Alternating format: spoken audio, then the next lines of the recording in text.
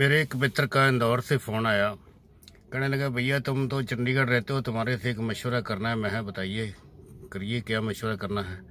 कहने लगे कि चंडीगढ़ हाउसिंग बोर्ड की एक ऑक्शन की स्कीम निकली है, जो कि 1 अप्रैल से स्टार्ट होगी और 30 अप्रैल तक चलेगी। और उसके अंदर ऑल ओवर इंडिया के सारे जो सिटीजन ने पार्टिसिपेट कर सकते हैं, जो भी 18 साल से ऊपर के हैं, और बल्कि जिनकी रेजिडेंशियल या कमर्शियल प्रॉपर्टी है वो भी पार्टिसिपेट कर सकते हैं। मैंने कहा, हाँ ये तो मैंने भी सुना है, बहुत अच्छी बात है, लेकिन तुम कौन सी प्रॉपर्टी में पार्टिसिपेट करना चाहते हो।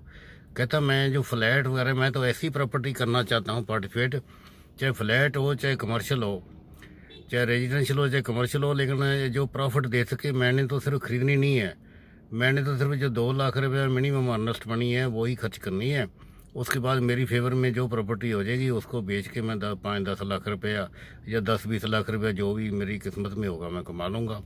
तो मैंने कहा, फिर तो तुम भूल जाओ इस बात को, फिर तो तुम ना ही करो, कि तुम्हारा 2 लाख भी फंस जाएगा।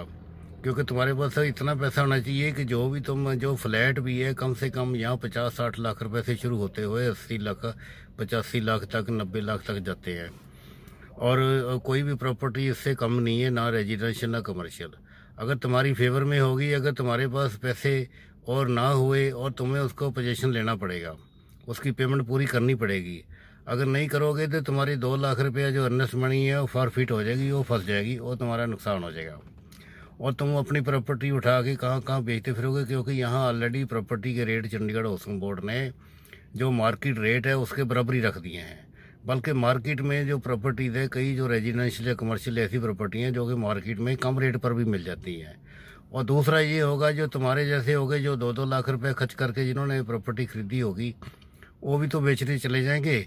और जब बेचने वो भी मार्केट में आ जाएंगे तो मार्केट में गलट आ जाएगा, मार्केट में सप्लाई ज़्यादा आ जाएगी, डिमांड कम होगी, यानी कि खरीदने वाले कम हो गए, बेचने वाले ज़्यादा हो जाएंगे, तो तुम लोग बड़ी प्रॉब्लम में फंस जाओगे। तो इसलिए तुम ये काम ना करो। अगर करना है, हाँ ऐसा काम ज़रूर करो कि अगर तुम्हें कोई फ्लैट ख़रीदना है या कोई कमर्शियल प्रॉपर्टी ख़रीदनी है जिसमें तुम रह के उसको यूज़ करना है या उसको किराए पर देना है, तो फिर ठीक है। वो कहने लगा, भैया फिर क्या फ़ायदा होगा, अगर मार्केट रेट पे ही दे रही है सरकार तुम्हें, उसका फ़ायदा है, क्योंकि मार्केट रेट हमेशा जो प्रेजेंट टाइम होता है उसमें ज़्यादा ही लगता है। फिर मैंने उसको एक एग्जांपल दी। मैंने कहा, देखो मैंने 1990 में एक फ्लैट ख़रीदा था 3.25 लाख रुपए का, चंडीगढ़ हाउसिंग बोर्ड का 2 बेडरूम। उस वक्त मेरे सारे दोस्तों ने, सारे रिश्तेदारों ने कहा कि तुमने ये बहुत महंगा फ्लैट खरीद लिया। मैंने कहा चलो कोई बात नहीं।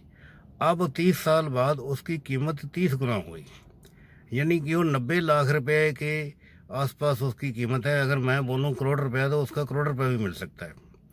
तो इसलिए उस वक्त मेरे को महंगा लगता था, मेरे रिश्तेदारों को भी महंगा लगता था, मेरे दोस्तों को भी महंगा लगता था, मुझे भी महंगा लगता था। लेकिन अब मैं सोचता हूँ कि मेरा वो डिसीजन ठीक था। इसलिए मैंने अपने दोस्त को, इसी को, इंदौर वाले को यही बात समझाई। आपको भी ये नॉलेज के लिए, अगर आपके भी ये वीडियो अच्छी लगे इसको लाइक कर देना। इसके अगर आपको मेरी बात गलत लगे कमेंट जरूर कर देना। और चैनल को तो खैर आप सब्सक्राइब कर ही दोगे। इसलिए मैं आपको इस सबको समझाना चाहता हूँ कि अगर प्रॉपर्टी जो है रहने के लिए लेनी है, आज की डेट में महंगी लगेगी, लेकिन अल्टीमेटली साल 2 साल बाद, 4 साल बाद, 5 साल बाद इसके रेट ही 4-4 गुना, 5-5 गुना हो जाते हैं। महंगाई रुकती तो है नहीं।